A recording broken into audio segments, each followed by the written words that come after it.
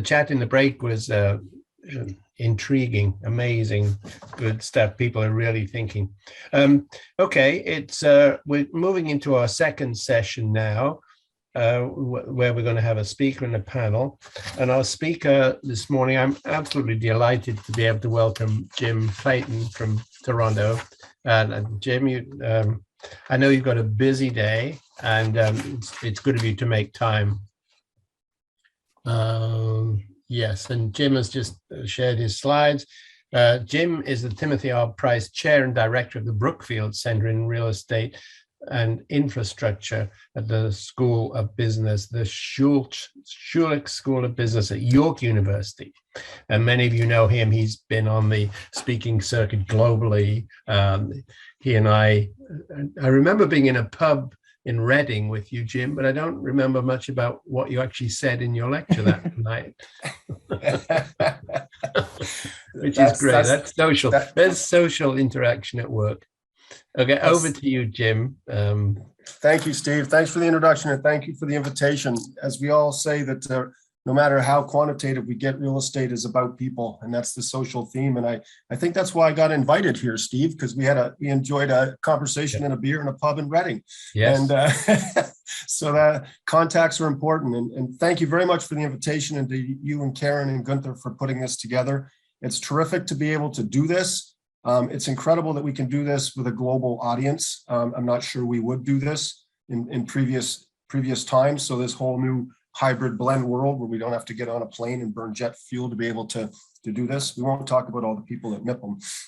We'll skip that part. So Steve asked me to talk about the role of private developers and governments. And I'm actually going to expand that for this audience, especially to include us academics and those of us associated with universities and teaching the next generation, if you will. Because I actually believe a lot of what this change is going to happen is intergenerational. And that's driving a lot of it. I'm going to keep coming back to that theme in a number of ways. So right off the bat, let's get going. I'm going to start where Lisette finished. I gambled.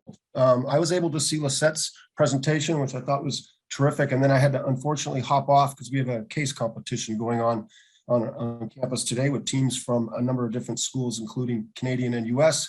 And I will not be surprised if most of the recommendations for a development of a site in Kitchener, Ontario, outside of Toronto, include a significant impact DEI component, and maybe even a framework for measuring that over the long term, which will be kind of interesting, and I'll come back to. So Lisette presented her roadmap to finish things off, which is, I think, a good overview of what I'm going to talk about as well, and I'm going to focus on particular aspects of this. I'm going to really talk about industry. I'm also going to talk both about capital, private capital, as well as the local developers. Lisette made a terrific point that fits in with where I'm going to go, that social value creation must work at a micro location, but increasingly we have global capital. And it's that global capital that is really focused, in my mind, on ESG and increasingly the S that we're talking about. And that there needs to be a match between those. The local developers need to access that global capital, and that's starting to happen, gaining momentum in Toronto and Canada, where I am, and I'm going to talk about that as well. I'm not sure point one is, at least in a Canadian context, in a US context, is fully government-led. I think it's government in different levels of government, at least again in Canada, in partnership with the local development community and the communities themselves. That collaboration, that number 6 there, is incredibly important. Even government agencies that we have that are doing good things are led or have significant membership or committee membership from the development community. And number 5 is educating and training and innovation. I'm going to focus there in a big way as well, because that's the academics, that's the research, and that's partnering with industry to solve problems, which is where I'm going to go. So I hinted at it, but I'm coming to you from Toronto, one of the fastest, or if not the fastest growing metro region in North America over the past 5 years, dealing with a significant unaffordability problem, a lot of the issues that other major cities or emerging gateway cities are dealing with. So that's going to be a bit of my context as we go through here. So what the social aspect of things, apologies for sort of smacking you in the face with a lot of visuals here, but a little picture of Toronto at the top, the region, and then a lot of things going on where things are broken in a context, and a lot more of this difference between the haves and the have-nots was sharpened in the last few years, and exposed, really, the inequalities were exposed in cities around the world by COVID. And we're quite aware of that in terms of the income inequality and the impact that had, whether that was the ability to work from home, to leave the city, the dense cities, to have your children go to school online, healthcare access, and all of these things. On top of that, we've got significant quantitative easing came back into play, incredibly low rates, mortgage rates, interest rates around the world that have led to asset price surge. We got some inflation that's going to offset that potentially with rate increases going forward, but house prices have just gone nuts, crazy. We have low vacancy rates in the rental market, rental inflation, and we have huge pressure for investment in older, what is affordable stock to do traditional value add investment, which is causing huge divisions and issues with folks now referring to housing investment or revitalization and gentrification as financialization of housing. We've turned it into a commodity. So we have a lot of things going on. I'm going to talk a lot about these. I have one at the bottom corner there that reminds us that we actually need to think about urban economics and what happens in cities over long periods of time. I'm going to come back to that point, but there's a lot of short-term versus long-term trends. And my picture in the middle, or sorry, my visual in the middle is actually a nice, positive, forward-looking thought. And it comes from, it's the title of The Economist, put on, sponsored by JLL and New Cities with Greg Lindsay, a really what I thought was thought-provoking, forward-looking, and interesting webinar not that long ago, that if you want to go track that down, it had a lot of good things, some of what we're touching on here for sustainable cities. I'm going to actually surprise maybe and bring in a colleague of mine that many of you may know. She might even be on this meeting, so I hope I'm not offending her. I should say all comments I make in this recorded session are my personal thoughts, and not Professor Avis Devine's or the Brookfield Center or Schulich School of Business at York. Why am I putting this up? Because the focus here is on the S and ESG, and this has really started to become the new focus after a lot of effort has been spent on the E and G, rightfully so. This is actually from a webinar that we did for our alumni and the Schulich community back in 2020. Avis did up one slide on the focus on the forgotten middle child finally gets their moment. And I asked Avis earlier this week, I sent her this slide and I said, what's changed? And she was like, wow, this is pretty cool. I did pretty well. I'm going to add a few things in here. She would, but what I want to do is draw your attention to the middle one. So we've been talking about this, and why I'm bringing this up, because it's important. We incorporate it into what we do at the university. We started to talk about the S, but it's been limited testing, data, and measurement. And that's some of the debate and discussion that's been going on here, and we're going to talk more about throughout the day.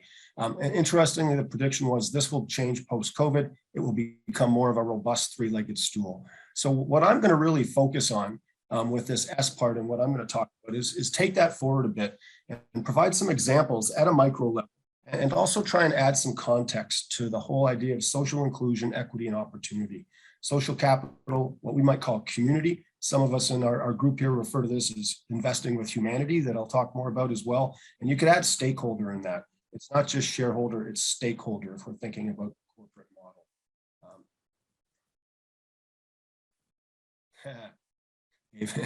I got you, Ava. Sorry about that. Hopefully it was a good surprise.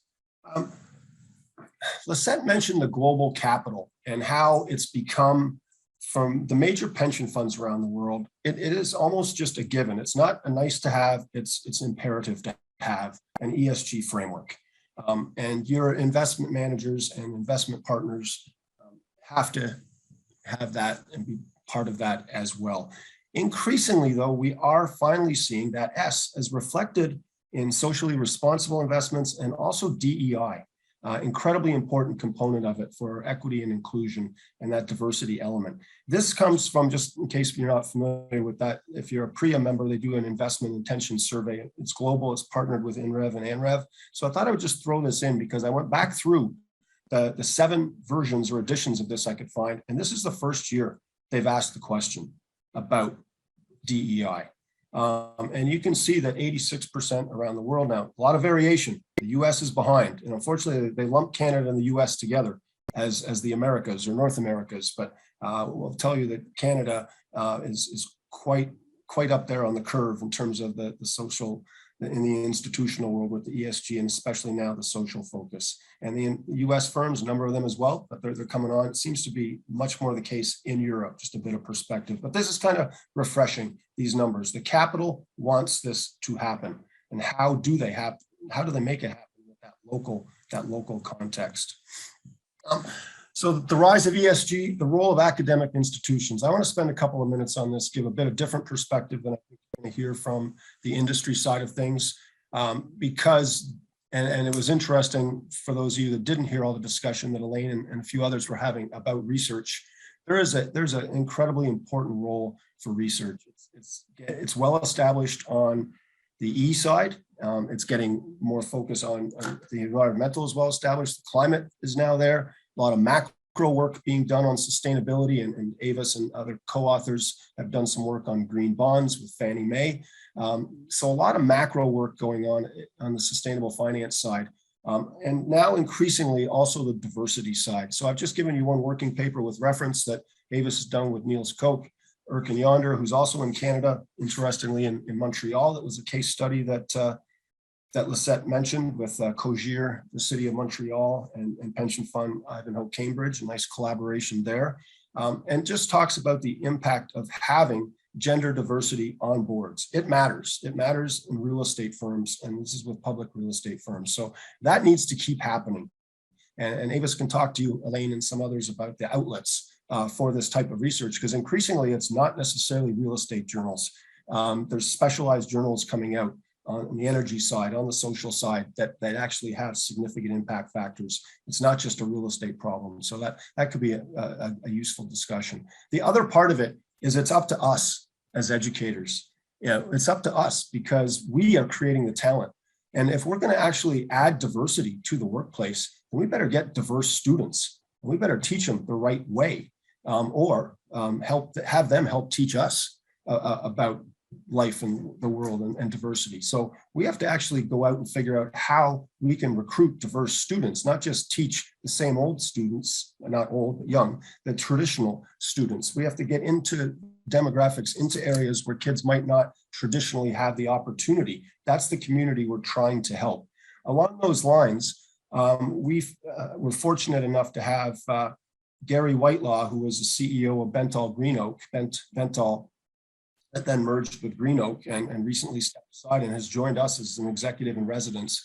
Bentall Green Oak gave us a $250,000 scholarship to offer a $25,000 scholarship a year to help support students in the Black, Indigenous, and also female students. This is a graduate scholarship. Another executive in residence, Andre Kuzmicki, is passionate of raising and doing this with a group of alumni and the business community for undergraduate students and getting into the community. We're working strongly with Indigenous communities as well. We need to change the nature. We need to change the diversity in the classroom. And then we need to get some of those students into real estate, urban economics, and related areas. So this is happening. And then the other part of it is, of course, you need to integrate this into the classroom. And I'll spend just 1 minute on this, but I don't know if other folks are doing this or not, but I just point out a couple of things that we're doing. It's kind of in our DNA that we talk about this. I don't know if anybody's seen the YouTube or Vivo video here. Kenny Chesney has a song called Rich and Miserable, which is not actually on any of his albums.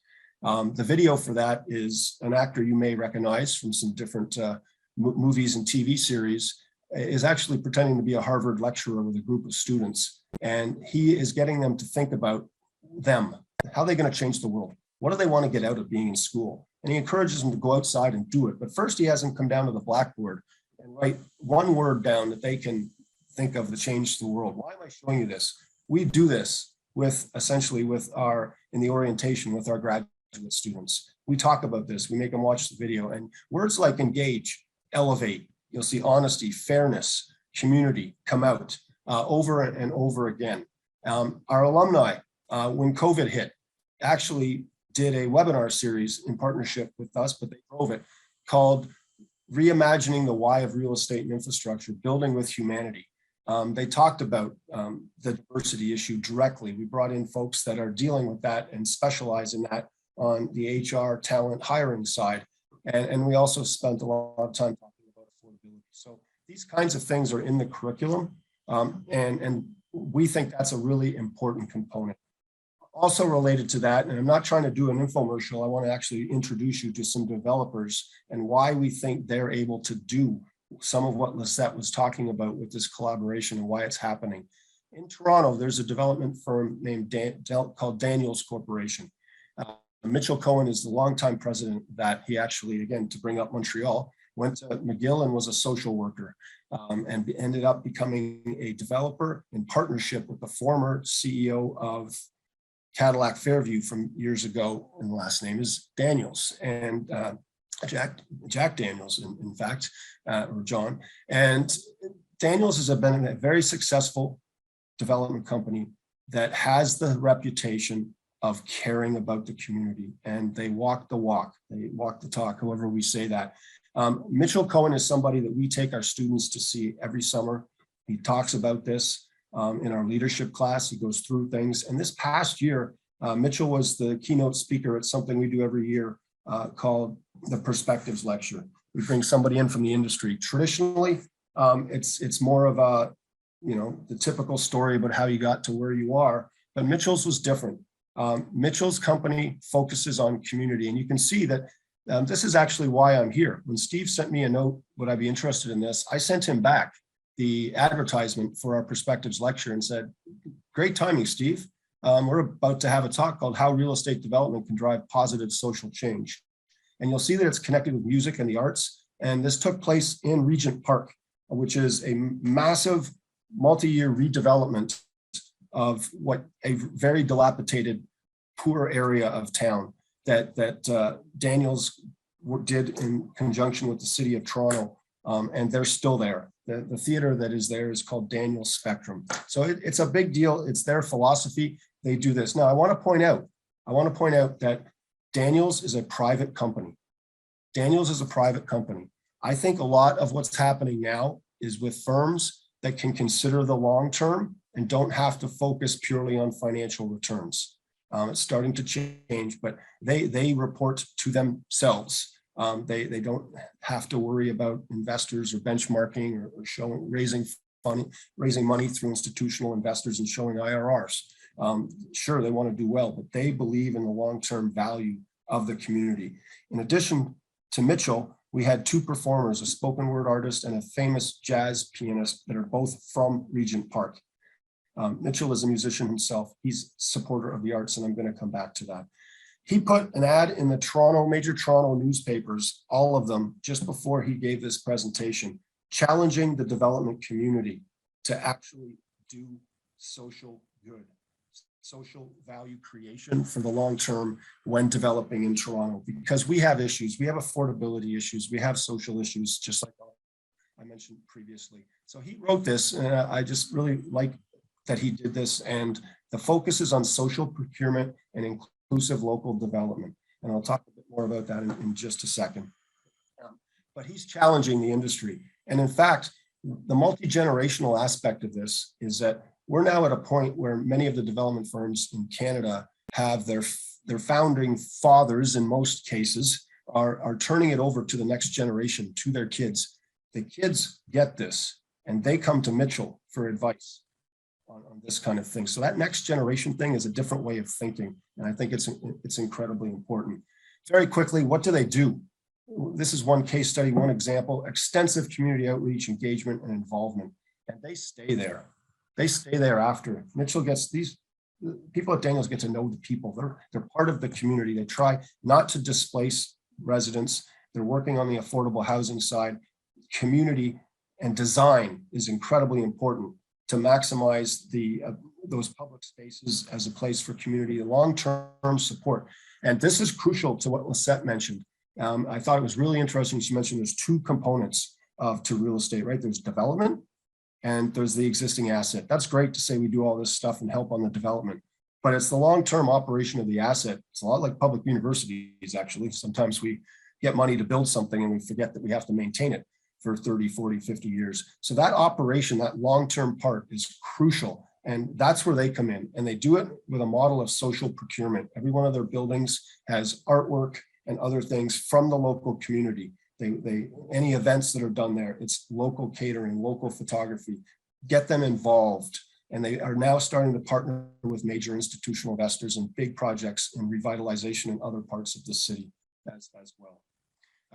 Very quickly, it's not just here. We need artists, we need diversity. New York State just set up a $125 million fund last month for artists in New York City. We need things, and that's kind of the thing that Daniels pushes for in a big way.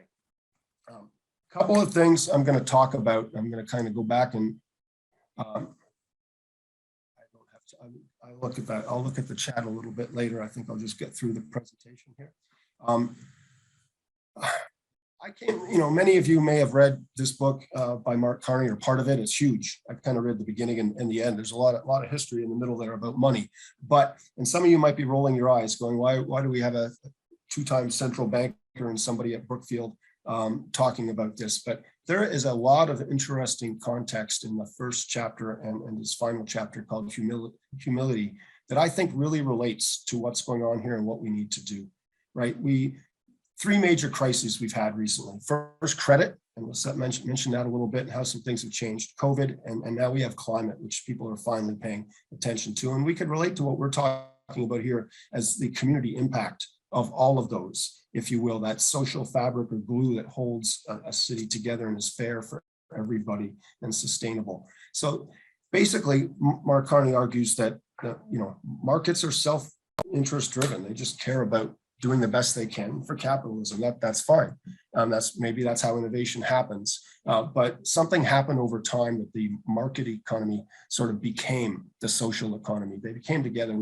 And we're learning. We know that people need to be taught somehow to care about community. They have to be incentivized to do that. And the intergenerational thing is incredibly important, because I think a lot of people that have done very, very well now are living in places where their children and grandchildren can no longer afford to live. And they're seeing the problem from a different perspective. And they're thinking more about that social capital. But in many cases, it has to be a partnership with a local government or other incentives along those lines. And that's what typically is happening. And he makes a couple of statements that I find are just fascinating. Values are like muscles that grow with exercise. And I think we're seeing that. I think we're seeing that with a lot of folks, especially post-COVID and with sessions like this and with the young generation coming into our classrooms. The other thing I want to spend just a couple of minutes on, which I think underlies a lot of what we're seeing, is his phrase that he actually coined in 2015 in a speech to the Lloyd's of London Insurance Company. It's the tragedy of the horizon. And it relates to a lot of things, right? We're not going to pay attention to climate change until it's actually here. It also relates to government policy and politicians having a 4-year cycle or even less, and their decisions having decades-long effects, and urban capital being durable and irreversible. Those things come into play. Why am I talking about that? A quick slide from that motivates the start of my urban economics or economic forces in shaping cities class.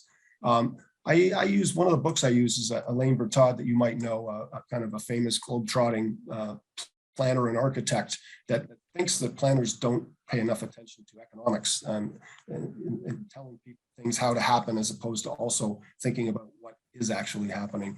And one of the big things I think is reactionary policy, quick policy without thinking about the long term or understanding the economics of the decisions that are being made. Why am I talking about that? Because I believe that a lot of the difficulties, the social difficulties we're facing now, is because of poor policy that's been in place for decades that prevented the private sector from actually doing what it should. I'm not saying we should just let the private sector do what it should. We have to have rules and zoning.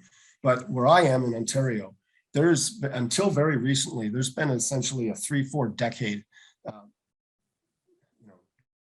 drought, if you will, bad thing to use with climate change discussion, in lack of purpose-built rental housing. Condos have partly picked that up, but now we have a huge problem with this financialization of older stock, and we have a lack of opportunity for people to move through the system. And how we're fixing the affordable housing problem is instead adding inclusionary zoning to help make that and sort of forcing developers to provide affordable units. Again, no problem with that, but it's kind of counterintuitive that we're providing affordable housing in new product as construction costs go up, as prices go up, when we could be doing it very, very differently if we had have been building. And in fact, the inclusionary zoning that has come on now is very rigid and does not allow for any give and take, no incentivization to do it. So it could actually exacerbate the problem. We're not going to talk about all these policies here, maybe in some discussion, but what I think that's done is it's broken the so-called filtering model. And just to bring in a bit of academic or a survey and summary of academic, the filtering model says we're supposed to build new product that will eventually filter through different quality and income levels, just like cars, just like other durable capital goods. There's used markets, if you will, and most housing is in the used market, both the resale owner occupied and the rental. So some evidence that it does work.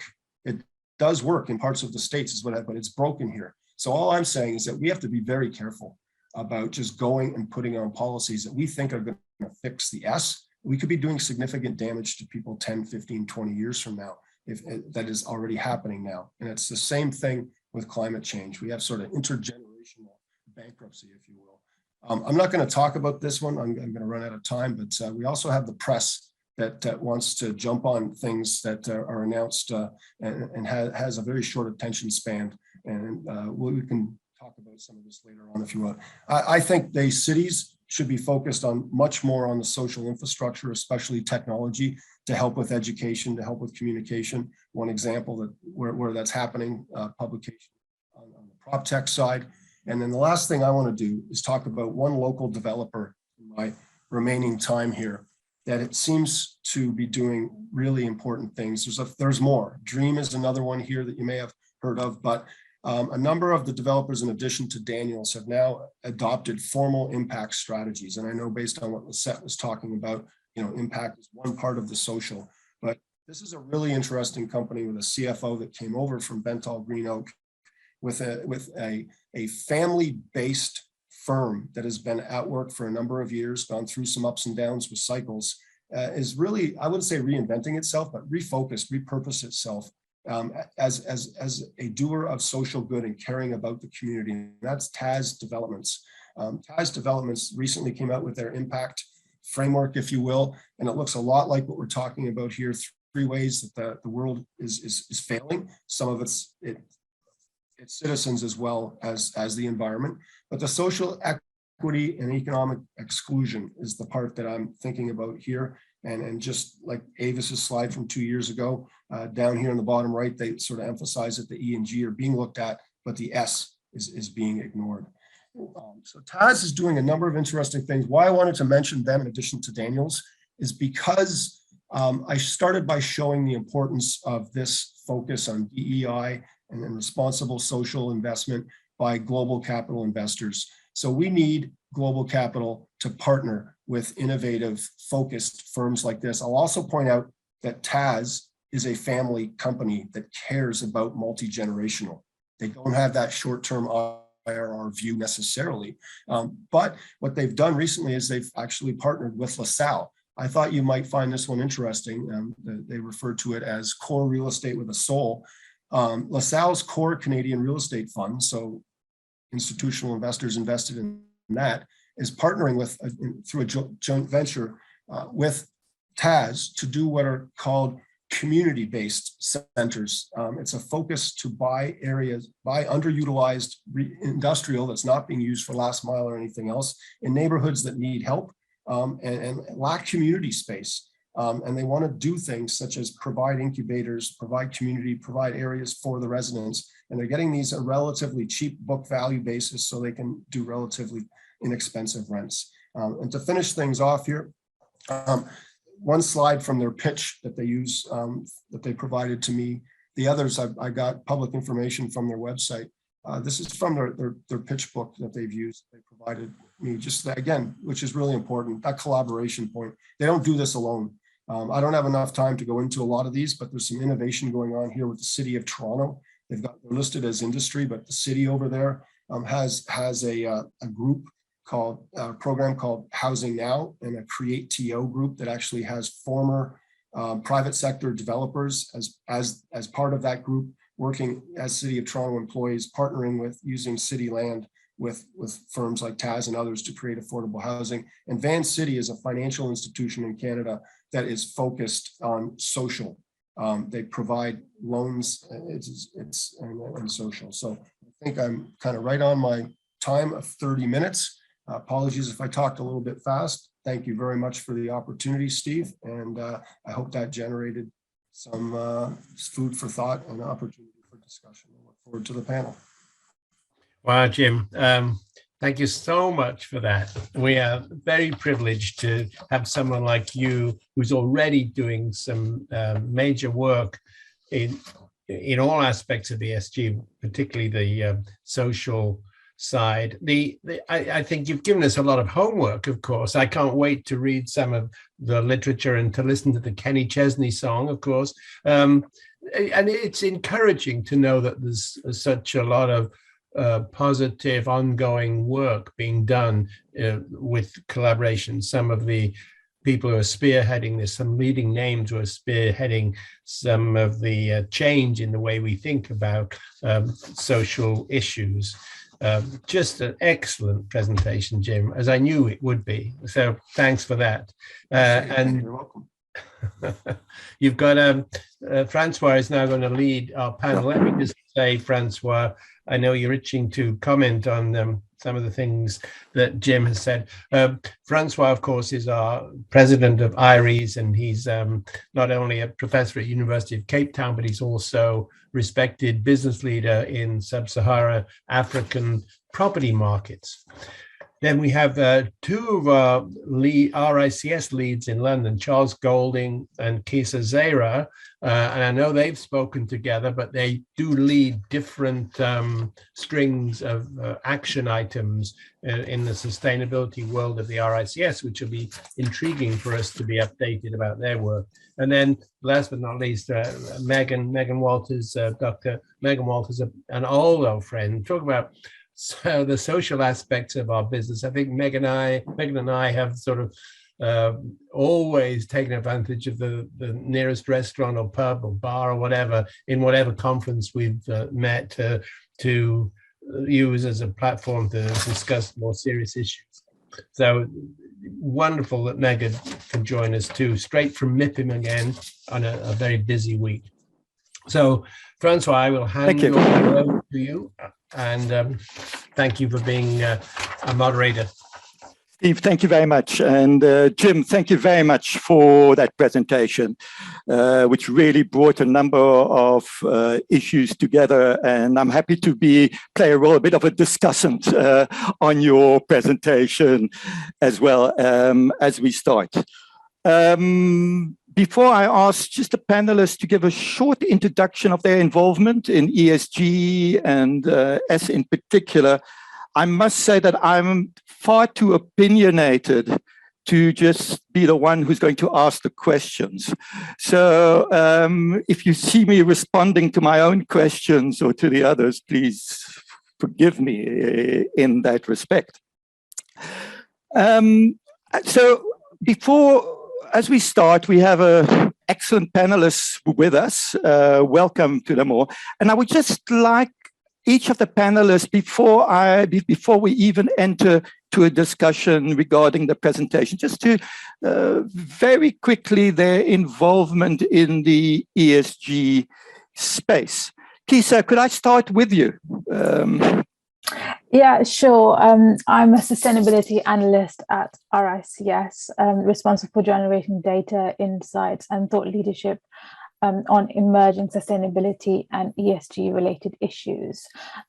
Also looking at how these issues actually impact the real estate sector and how professional bodies such as RICS can help, what standards, tools, and data that we can work on, how can we make sure that the profession progresses in this area and our professionals remain the leaders in this area. Looking at a range of factors impacting the real estate sector, emerging real estate issues.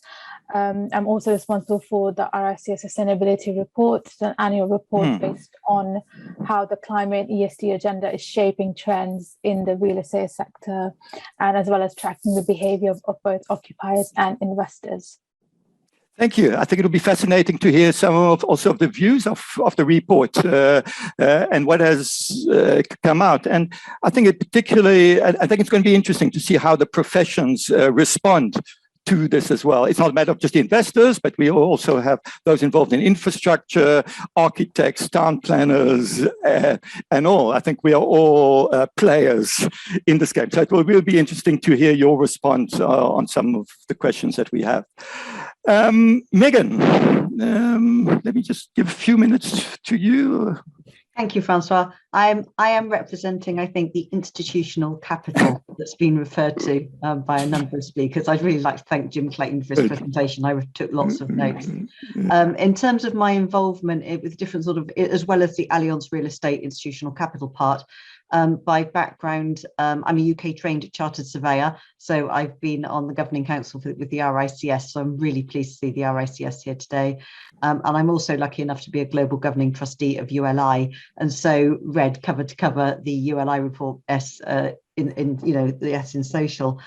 In terms of why I'm particularly interested in this, oh, sorry, and I should also mention I was an academic for 7 years, so I was super excited in the chat column where somebody mentioned rules of the game, which I'll come back to, because my PhD framework was institutional economics, so tragedy of the commons, Eleanor Ostrom, all of that work. And I do think that framework has something to offer, so perhaps we'll come and talk about that. Just in terms of why I'm interested, I do think that Lisette and Jim at the start of his presentation had that fantastic wheel, which I find really, really useful to divide up the different areas that we talk about. And so a lot of this is government and it is place. And in different places, we have different governments. So the 15 years I lived in Singapore had one version of social. Hong Kong, where I lived for 7 years, had a different version. I'm now back in the UK. And so I find the different forms of government have a very different approach to social. And I think that's really helpful. And then the other parts, which I think are really important, the transparency and accountability, the measurements, the things that How was talking about non-financial utility, how can we measure it? Because for institutional investors, we do need some rules of the road in order to compare and contrast different projects, as Paul Kennedy was saying. So yeah, super excited to be here. And I love the collaboration, industry back to academic and back again. Thank you. Absolutely, and you've been in both. And Megan, I think you're also starting to already raise an important point. Is we've got clear standards on financial reporting, IFRS and whatever, but where are we with disclosure on non-financial and non-financial reporting? So I think it's going to be quite interesting to see how we develop the non-financial reporting. I'm certainly seeing integrated annual reports at the moment where there are more pages on the non-financials than necessarily on the financials, would seem. But that'll be interesting to have a look at. So thank you. It'll be great to have your perspective. Charles Golding. Hello, I'm Charles Golding from the Happy Friday, everyone, from the Standards and Professional Development team at RICS. I work with my team to develop the global standards that valuers use in order to take account of ESG, sustainability, and all of these related issues, looking at from the terms of engagement to when they're going out on an inspection to when they're undertaking their valuation reports. How are they reflecting each of these elements of ESG at those stages? And then to assist with that, towards the end of last year, we published a new guidance note. Sorry to plug our guidance and standards, but I will go for it. So on sustainability and ESG in commercial property valuation and strategic advice, where we're beyond the process elements that were in our global Red Book standards, looking at that practical framework that will help with delivery, and particularly on the global aspects that Megan referred to. I switched my mirroring off so that the RSES will be the right way round. That means it's really confusing when I'm turning my head around. Well, otherwise, yes. I think we see RSES on the right as well and behind you. Okay. Okay, fine. So I think you're raising an important point here, which we'll also discuss and what you're involved with. But of course, what do we do with this risk of stranded assets? How do we value? How do we look at the standards that we have in that respect? But of course, the RICS standards go beyond the valuation standards. And I think it will be interesting also from an IRES to see when in the APCs, we will have a lot of the S of ESG coming in, but we can leave that for now. So thank you very much. I think we've got the introductions, and yes, Steve, thank you for the introduction. I am Francois Veerle. I'm at the University of Cape Town, and if I go through a few South African examples, it is also a bit where my experience lies. So like capital leaving South Africa, is that a social issue? If you go off to the Eastern Europe, is that such a great social choice you've made? But we can have that discussion as well. Jim, thank you for the presentation, and let me maybe start, and I'll ask the panelists also after me to share their thoughts on your excellent presentation. I think it's a real presentation that brings out everything we've been involved with. I think we're also building up very nicely on Lizette's presentation and the panel discussion that we had before. And I think, Jim, as you said, for us to understand the supply chain becomes so important, whether we're involved with the investment, property management side of the equation versus the development side, and the interrelationships that exist there. And I think that's so important. Let me just, a few issues that I certainly picked up from the presentation. First, that term intergenerational, I think is critical. And I think that is exactly where the social discount rates happen. How far should we go today at the cost of those who are going to come after us? How much should we maybe give up of our wealth? How far do we need? They're full issues of problems because the future generations may have very different views on what the economy should look like, how well off they may be in years to come. So I think that becomes interesting by itself. I think what also is related to this is, and I think I saw also in the chat room, is this issue of should we be taking a longer term view on real estate? And I think from a valuation, it becomes interesting as well from a valuation perspective. I remember years when we used to do 20 years discounted cash flows to 10 years, and now we're sitting at 5-year discounted cash flows, which some people think is a bit too long. So I think that we're running a risk that we have this quarterly reporting on real estate that misses the game. But I think, Jim, the other point that really came through here is ESG about future-proofing this industry? I mean, at the end of the day, the directors of a company have a responsibility towards the company and the long-term sustainability of the company. And I suppose the question that starts arriving here, is there a fiduciary responsibility for the long term? Or sorry, guys, we got riots here, we didn't get it right. The water has taken over half of our properties. I'm from the Netherlands, so I know everything about water rising and the risks of that, actually. So I think that's house pricing, as the point was made, is critical. And then the issue of social capital.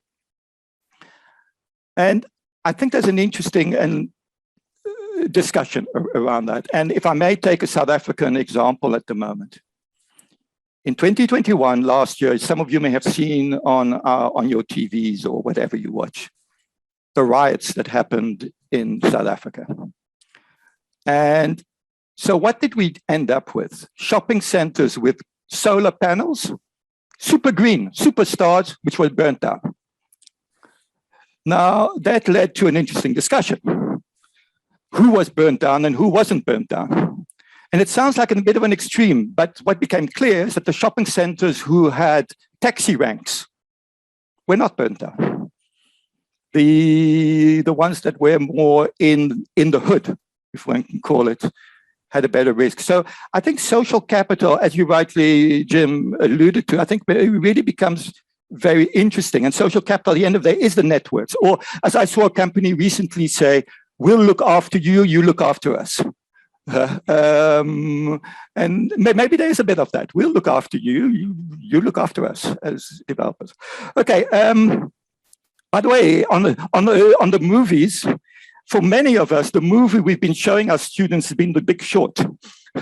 For those of you, that was the movie to watch after the global financial crisis. And I think I often said to my students, if you understand The Big Short and the financial instruments, you are well on your way. I wonder what the movie will be that we will be watching. Maybe the resurrection of the Matrix, as some of us may have watched, or other movies. But yes, and I think you raised some of that. Education stands for itself. You made the point around street art or art. And I think that's important because I think in our discussion, street art is often there because it gives significance to neighborhoods. It brings out the social dimensions. We've seen street art where community leaders are on the street art, where it brings communities together. And I think that the idea behind street art can play a role in a neighborhood. It can allow the expression of a neighborhood on our buildings. And so I think I'm almost getting to the end here before I've taken over the 40 minutes on this. I think there's another interesting point that you've raised here, and that is the relationship between the private sector and government, which is very central to this panel discussion.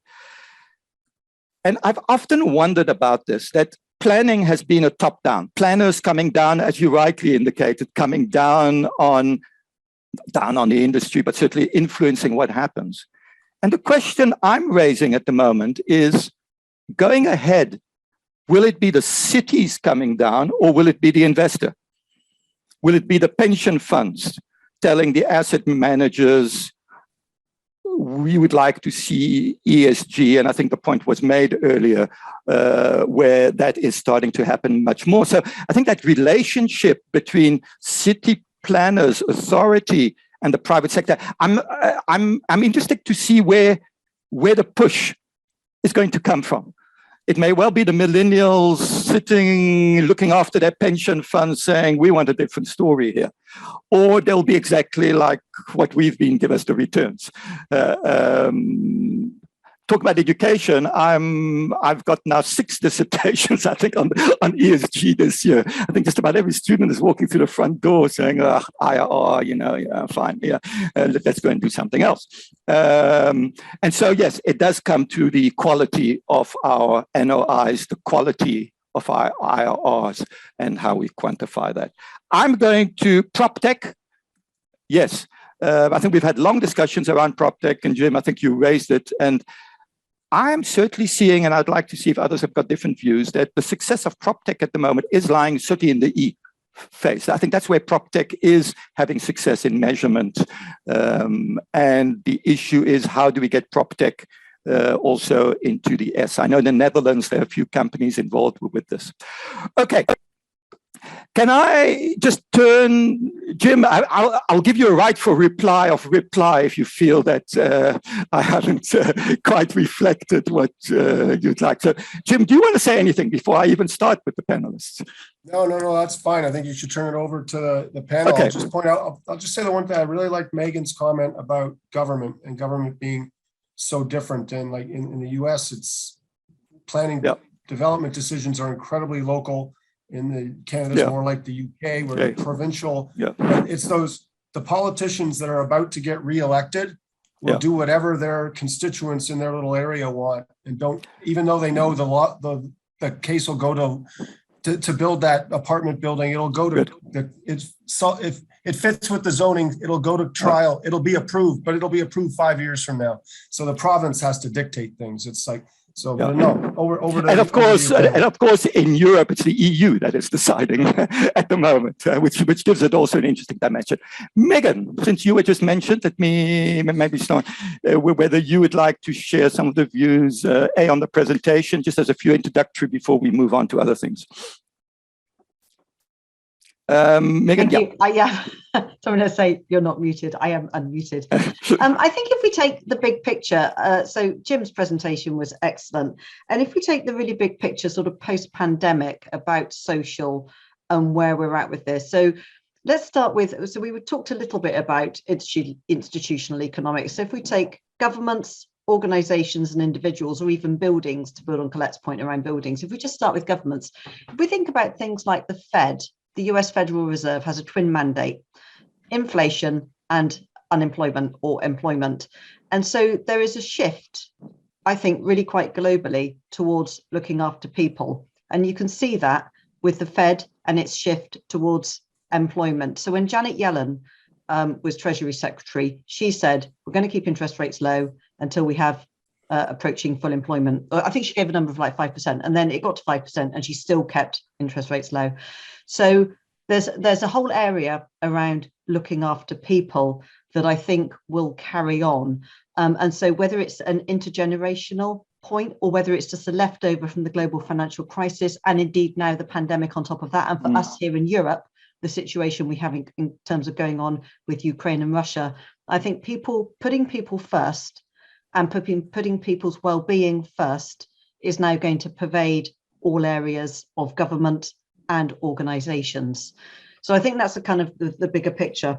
And in terms of where does it come from and is this self-sustaining, I think it is. So just staying with the Janet Yellen for a minute and then looking at George Akerlof and Robert Schiller and their book on animal spirits, we have confidence driving markets. We also have fairness, corruption, money illusion and stories.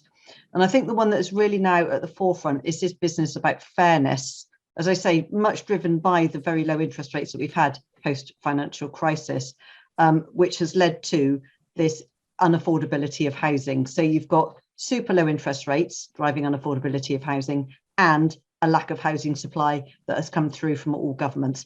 So that's just kind of some big picture. Yeah. Do we think we're on the right path with this? I think we are. And I think there's an absolute overwhelming push in this direction towards looking after people first that we'll see for the next 5 to 10 years.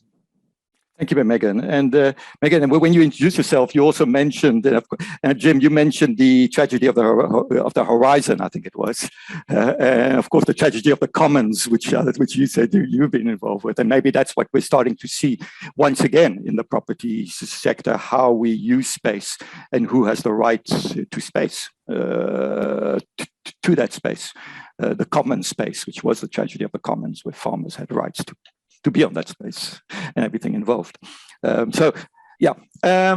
me move on to Kisa. Kisa, would you like to comment? So what we're really doing at this point, a few thoughts on the presentation, which as we see is getting us thinking about a few things. Yeah, no, excellent presentation that sort of touched on a range of points all at the same time and very succinctly done. So yeah, really, really impressed.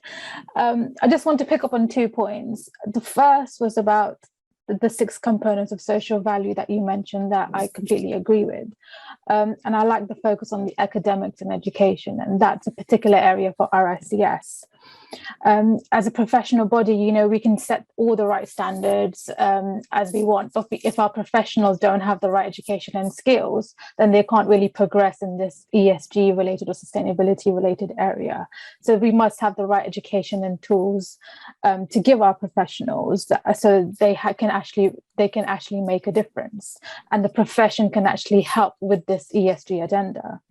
So, and particularly for the real estate sector, the decisions are mainly based on particularly in the commercial property and construction sectors, the decisions are particularly based around costs, but not so much around ESG.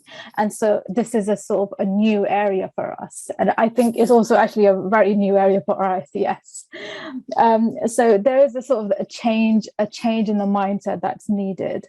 Another important point was that was in the presentation was the mention about the right data and the measurement and the tools, because we need sort of the right metrics and the right tools sort of track our progress over time. If we don't do that, we don't actually know exactly where we're going and how we are progressing, and what are the challenges and sort of where we are failing. So I like the fact that a measurement was mentioned. Thank you. Thank you. Thank you very much for that. And look, it's so true. I think as professionals, I just out of fun, over time, I've been trying to put down all the acronyms in the ESG. And it starts from Article 8 in the EU, the whole way to the EU taxonomy, GRI, indicators, LEAD, MDG, SDGs, the whole way to WCED, the World Commission on Environment and Development, and everything in between. So I think we've got a lexicon that we need to start a glossary of terms. Maybe it's something for the RICS to do for us at some point. But no, thank you very much for that. But it just shows how if the profession starts building on that, and I suppose it touches also on our role, certainly as educators, to ensure. I think very few of us would have a real estate program at the moment without some ESG in it, But Charles, your views? Oh, thank you for the excellent presentation, Jim. I was particularly taken by the arts infrastructure element. I'm in a community theatre production tonight, so I was struck by that. And staying on that theme, the quote that got me from the Mark Carney book was where he quoted Richard III, "My kingdom for a horse," because in that moment he'll give up all his capital, all his land, just for the just for the benefit of a horse. And it's getting back to what Francoise was saying about the financial and non-financial elements, and how bad we are in some ways at capturing the wider view of valuation. Clean water in the UK is ridiculously cheap, but is essential for me to live. But diamonds are ridiculously expensive and serve no purpose at all. In some ways, the balance in valuation is very difficult to capture. Another example is right next to my flat is a very large municipal park, which provides me lots of utility and benefit. Just down the road from that is a large commercial theme park, which my daughter loves to go to. It's fantastic roller coasters there. As a valuer, I could provide a very good report and valuation of the commercial theme park. I could look at the receipts and expenditure from it and give you a good valuation of that. But the municipal park, I think I'd struggle with in some ways, despite them ostensibly providing a similar purpose in terms of a leisure space. So capturing the difference between those financial and non-financial aspects is very difficult, and a challenge that we face. We use, despite some of the conversations and presentations today, we look at the S in ESG and social value slightly separately. The S in ESG specifically to the corporate and the benefit that they might be generating from it specifically, and then social value might be looking at the wider beneficiaries as well. Just a slight bit in the definitions and interpretation there. Thanks. I think what will be interesting, Charles, and I think you're raising an important point, is how we integrate them. Like I said, you can do very good on a 6-star green building, but the CBD is dying as a result because you've gone somewhere else. It's how those worlds work, the quantitative and qualitative, and I think really becomes important here. So thank you very, very much for your responses to the presentations. And what I'd like to do now is just move on a bit with the discussion. Megan, let me again start with you. You're just back from MIPIM. So it'd be interesting to see how much ESG is being discussed, what was discussed there. But how is the investment world at the moment thinking around the taxonomies, in other words, the EU standards. It's more or less, and I think that point was made in the previous discussion, is it more or less choose your standard, and the one that gives you the best outcome is the one you're going to take. There've been discussions. I remember there was an article recently on Credit Suisse, depending, and there was a view on a slightly different view on ESG. Where are we this? Is it the Wild West that was mentioned earlier? I think we're a bit more organized than that. So let me just start with the group that I work for and then set that into the context of the industry that we're in. So Allianz Real Estate is the sort of management arm of 37 pools of capital that makes up the Allianz Insurance Group, which is a big French-German insurance group, and in many other countries. So in terms of assets under management, including equities and bonds, is about 800 million euros, and the real estate component is about 10%, as you would find in portfolios. So it's 80 billion euros of assets under management that is real estate. And that's split between offices, shopping centres, logistics, some residential. Residential is about 15% of the portfolio. Logistics is about 15%. Offices is about 50%. And then other things make up the other parts. So that Allianz Insurance Group, of which we're a subpart, is part of the UN Net Zero Owners Asset Alliance, which is 71 institutional investors representing about $10 trillion worth of assets under management. And so we're committed to net carbon zero goals. Here within Allianz Real Estate, we've got a much closer goal, which is to cut our emissions by 25% by 2025 as measured against the 2019 baseline plan. So that kind of captures the E bit fairly easily. The EU taxonomies are also quite E-based. So the first couple are about climate change, and then there's one about returning to a sustainable circular economy, pollution prevention, and restoration of biodiversity. So the EU taxonomy themselves, which came out January 22, are also kind of quite E-focused. And so it does leave the question about, well, what happens for the S? Which is why, for me, that diagram that Jim started with and Lisette finished with is actually incredibly useful, because it does allow us to talk about the other pieces. If we then have to say, and to Paul Kennedy's point about where their fund was looking and the trap about the S, it does have to go through everything that we do. So it does have to, and we'll talk a bit more about space between buildings and public art. Because, I think that's just a super interesting part. But in terms of the E, the S and the G, the S has to pervade kind of everything we do within Allianz Real Estate. So how we deal with different stakeholders, we're very cognizant. And I think it's partially because we're an insurance firm and our brand depends on it. So if you say in France or Germany, you work for Allianz, everybody who knows who that is, because they buy their local insurance from them. They buy their health insurance from them. They buy their car insurance from them. And so you can't then have Allianz Real Estate marching into a city and destroying a building or doing something. No. But that's from a branding perspective, because we're an insurance firm. But what it does mean, it keeps us, I want to use the phrase, on the straight and narrow. It makes us consider everything that we do because of that brand value that attributes to the insurance name. So we do work with stakeholder groups. We work with local communities. You'll see a press release just last week. So one of our latest debt deals in London, £200 million worth of debt on 105 Victoria Street, billed as kind of like an ESG loan that we've done. And so within the building, there is affordable workspace. There is an urban farm on the roof that provides food for local restaurants, but it also, more importantly, allows for local schools to visit to see the urban farm in action on the roof. It's got multi-purpose community spaces in it. And actually something that we can come on to talk about, which is its public-private space or private-public space, whichever way around you want to go, because it is a space between buildings that kind of allows community activity to take place. So buildings, we've talked about the financialization, and I'm very much on the commercial side, financialization of buildings, but buildings themselves generate externalities into their public realm. And so what does that do for the social? So for us, but as I say, I think it's because in part, our Allianz brand name is so strong. The S for us runs through absolutely everything that we do.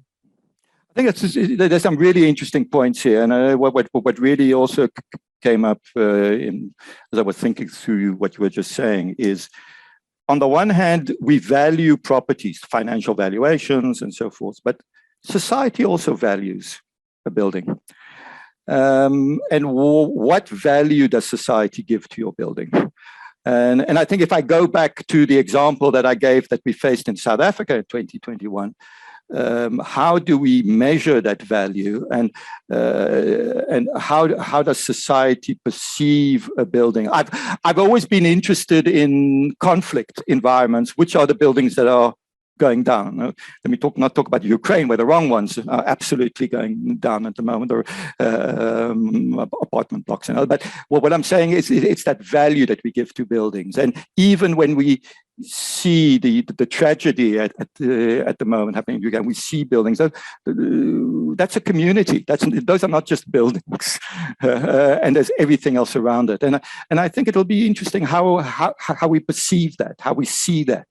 And I think there could also be a discussion, which maybe I will raise with you later, Megan, is, what does it mean as far as asset allocation is concerned? You know, does it influence? Does one say more housing as an asset class, which maybe is better than office at the moment? You know? But maybe we can have that discussion. Kisha, let's move a bit here. You've mentioned the RICS very much involved. Where is this coming from? Is this coming from the members, or is it government knocking on the RICS's door saying, we expect you to be doing more? Where's all this coming from? Why is the RICS suddenly so excited about this?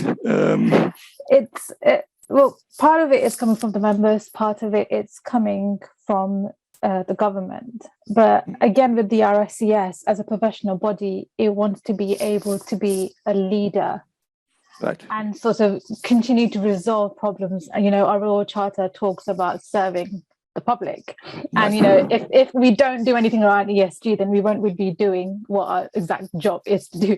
So I mean, we would have failed quite a lot if we didn't actually act on this. I think it's also a case of, you know, ensuring that the profession survives.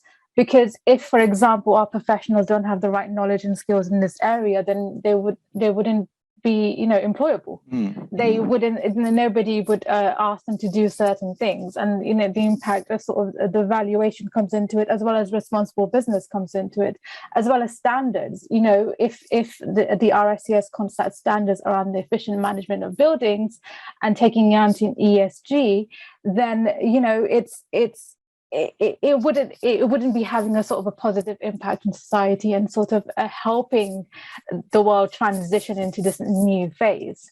You're just speaking about the sort of the performance of buildings, for example, and the RICS have launched an international building operation standard.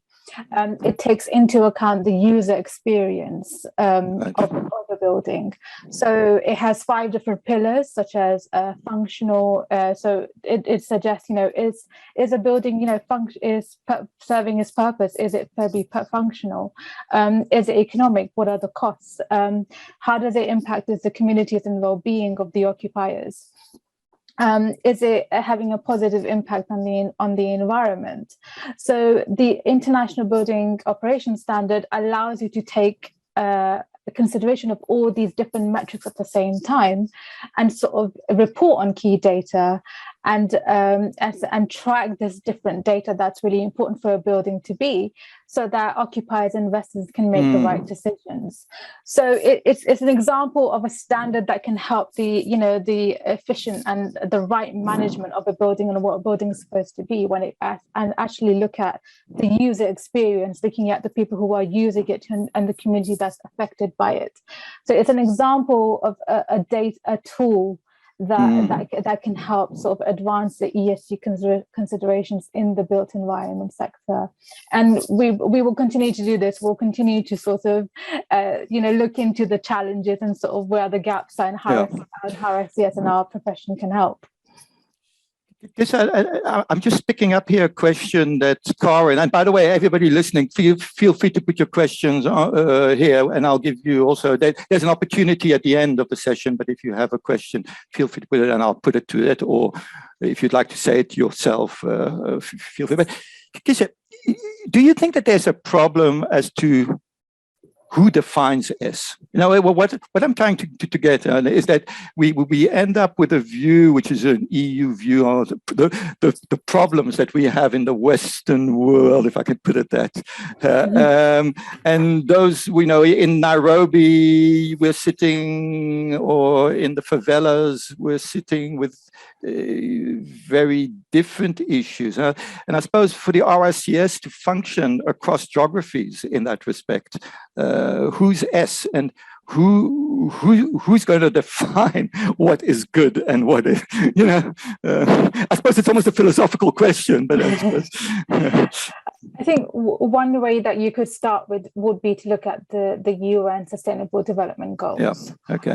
And sort of look at, you know, the health and well-being and sort of the gender equality and the diversity implications.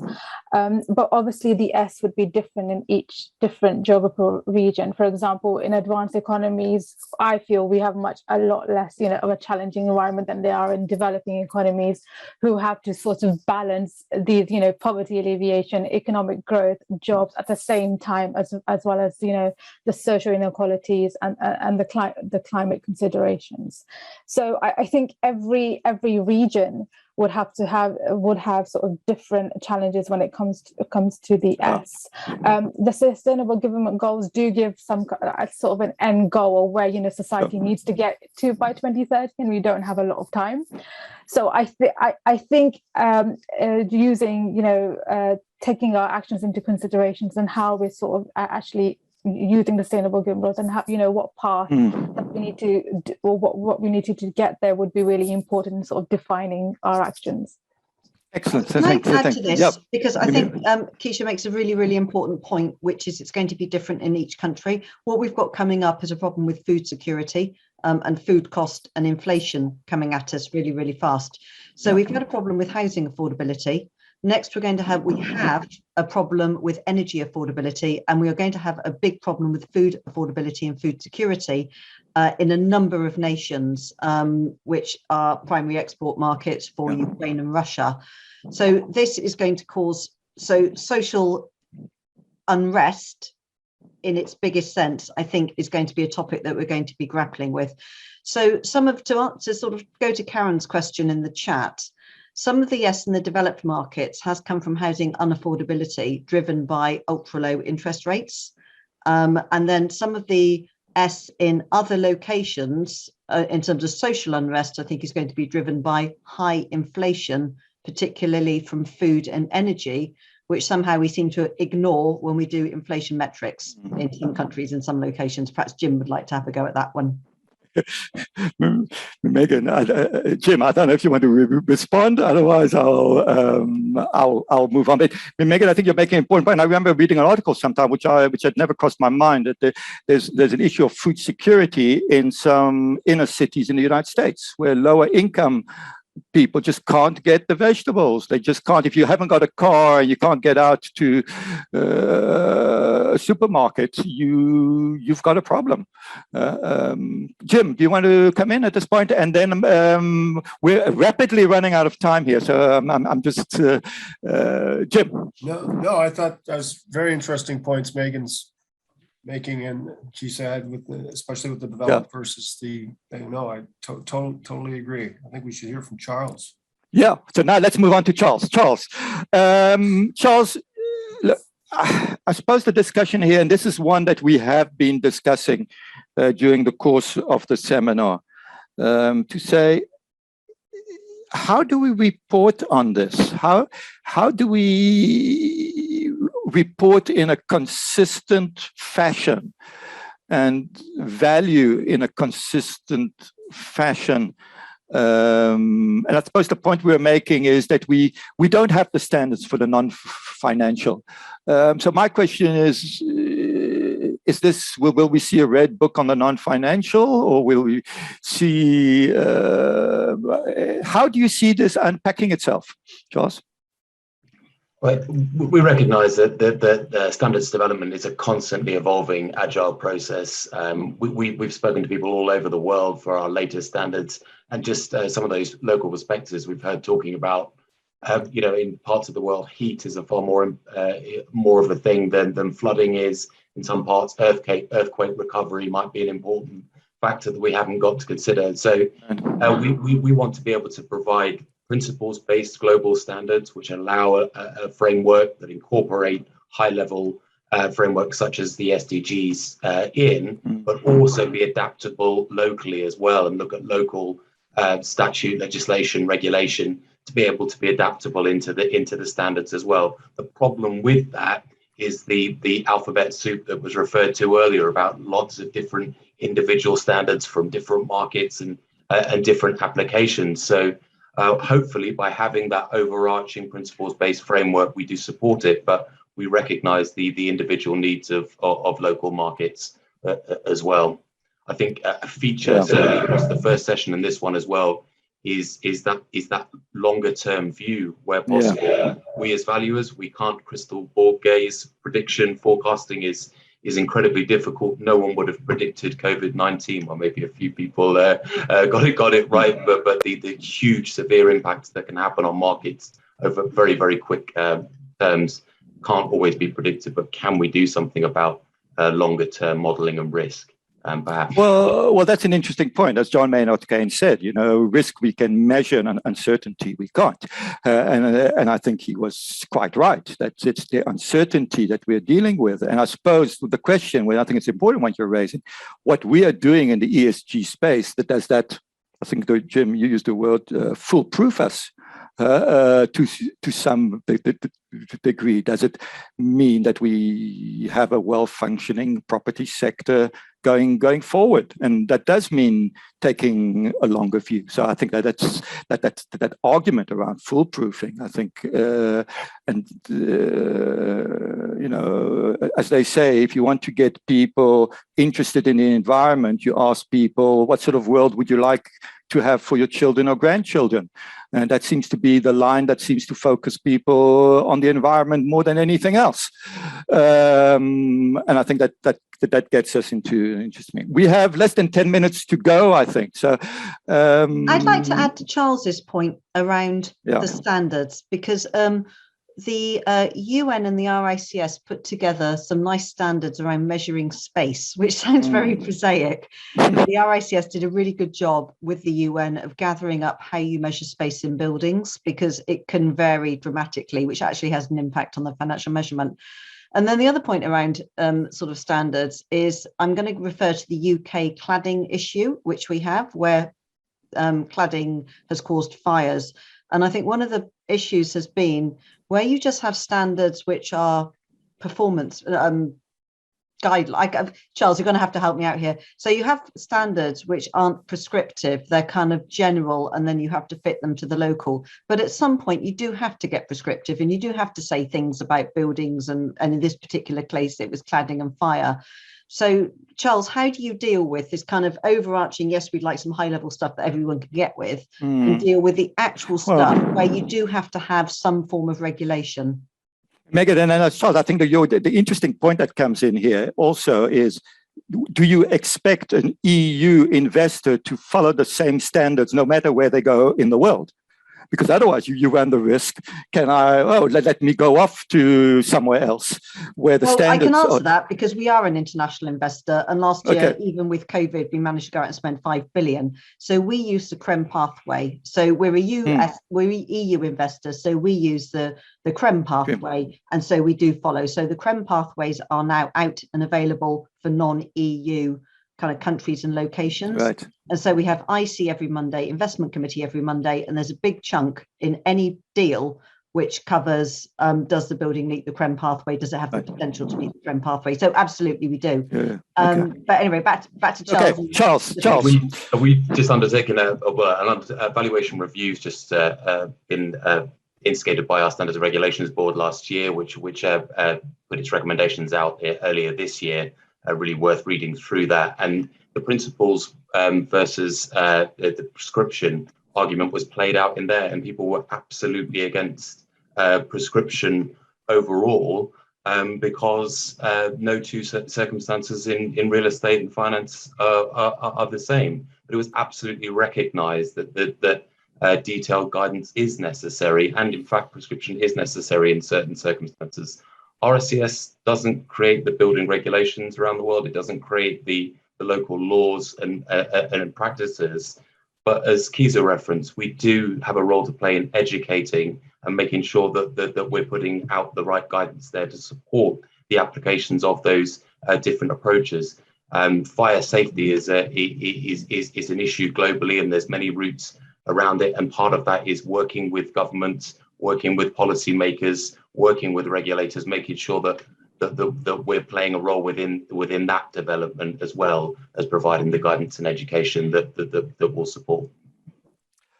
Okay, I think we'll just do one more round, and I think we're on the point of closing. Steve, if I'm right, we're closing in 5 minutes. So that's true. 5. Thank you. 5. Okay, so let's maybe just close the discussion. And I suppose what the question I'd like to ask all of you, which is also a question that has been raised during the seminar, is what do you see the future going forward on the S of ESG? And maybe as well, if you could just comment on a view that you may have of the role of the public sector versus the private sector, and where you think that balance may lie. And I think, it was also the role of the professions, which we can put in there, the role of the different players. So Kisa, let me start with you, if I may. Yes, very shortly, where is this a fad? We know we've been to PropTech 2 years ago, and then we had the fourth industrial revolution, and then we had maybe they're all important, but Kisa. I mean, the IPCC report that was released in February, it mentioned all these, ghastly figures. 45% of the world population being risk of a high climate risk, 1 in 3 people at risk of extreme heat. But it also placed a lot of importance on equity and justice in transition policies. Right. So it said that if the public sector wants to make effective policies, it needs to collaborate with the private sector. It also needs to collaborate with the vulnerable communities and take into account the livelihoods of indigenous communities.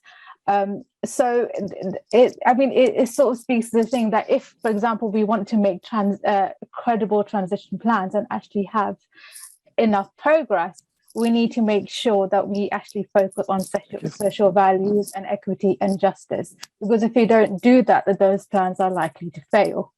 So there's it's an interesting point. Is it S before E? Would you get the buy-in on the E? It's a balancing act between the E and the S. It's making sure that we make all of these credible environmental transition plans that help us get to net zero, but we don't forget the fact that we are going to be impacting a lot of communities and people through these transition plans. And if you don't take those actions and those effects into account, that our plans would fail tremendously. And I think the important word you're underlining is the transition. The environmental transition has social implications. Okay, Charles, a few words. We were involved in a really interesting project called the Construction Value Toolkit in the UK. And what that looked at was moving away from public sector construction procurement for development being all about the bottom line and a race to the bottom, and looking at value in its wider, broader sense. We know throughout the sessions that we've had today that the return is important, that finance is important in this, and it is going to drive it forward ultimately. But we need to get a wider sense and perspective of value as well. Absolutely. And I think that maybe the discussion is the social value of the NOI or the IRR. NOI plus, IRR plus. What is that plus? And I think that is. Megan, I think you got the last word, and we will not leave before having your views on street art and between Bill, especially on a Friday. We've just had a street art festival in Cape Town, and but anyway, take us through it. Yeah, well, thanks for that. I spent 15 years in Singapore, and I think we can. Singapore has some, I suppose you could say, natural advantages in that it's small and it's incredibly densely populated, and so the Singapore government spends a lot of time thinking about its social policies. It houses 80% of its population. It has obviously it sells the units, but in terms of housing, it makes sure that it's maintained housing affordability. It's very, very good at placemaking. And I'm looking forward to staying in touch with how to find out about the non-financial utility that they're doing at Singapore Management University, because I think that's going to be very, very interesting. In terms of the art, because in one of your questions, because you did send some questions in advance, so we had some time to think about it. And one of your questions was, can you give some examples? And actually, it's an example from my hometown, which is a small port town in southwest England called Portishead. So when I grew up there, it had a big coal-fired power station. It had a phosphorus works and a nail factory. And now it has a beautiful marina. But the one thing the local authority did completely right, it made all the developers put 1% of its money to art. And so there is public art, and it made all the waterways public realm. So no developer could build up to the waterway, so that you get this public-private social space. So it's private, but it's publicly accessible right around the edge of what used to be, I call the docks, right. It's now called the marina. So it's that combination of accessibility to the public and that 1% for art. It's lifted the whole project. Just fantastic. A nice case study if Jim needs an international. Absolutely. That's terrific. Francois, I know Megan was supposed to have the final word, but can I have one comment? The one thing as long as Steve allows it, it's fine. I'll buy him the next beer. Just very quickly, the one thing that a lot of this, if you're talking about the sustainability of the cities and the aspect, is also the infrastructure provision when we talk about the public. We haven't really talked much about that. It's part of our program, actually, and we have a lot of work that we do with actually emerging market government officials in an academy, and more of our students are coming from that part of the world and really focused on sustainability. But even in the developed world, a lot of that infrastructure that we're all used to was provided by the government. It's not anymore. It's public capital in Megan's world. And I think you're going to see a lot of even affordable housing, social infrastructure become more asset classes within that. Public-private partnership and other models are crucial to a lot of this. And I think that could be another session someday. Thank you, Jim. And thank you very much for your presentation. And thank you very much to the panelists for the time and effort that went into this and the discussion. And we had a presentation that gave us more than enough to talk about. So thank you very much to all. Steve, let me hand it back over to you. Thanks, Francois. Thanks for your able leadership of such a high-level panel and following a high-level speaker there. In one sense, I'm encouraged by so much positivity and so many suggestions for solutions. On the other hand, of course, there are more questions than answers. And I think by the end of today, we'll go away with that mixed feeling. Gosh, there's challenges ahead, but there's so many resources available to which we've been introduced this morning and this afternoon. So that's the mixed feeling. I will admit something personal. I was going to go and make another coffee, and I didn't. That session, Francois, was so riveting, I had to listen to every word, particularly the mix between the institutional investment position from Megan and the institutional, educational, regulative standards side from the RICS, both of you, both Charles and Kisa. So thanks so much for that. That was a great complementary session to our earlier session too. What we have now is a probably much needed break. Can we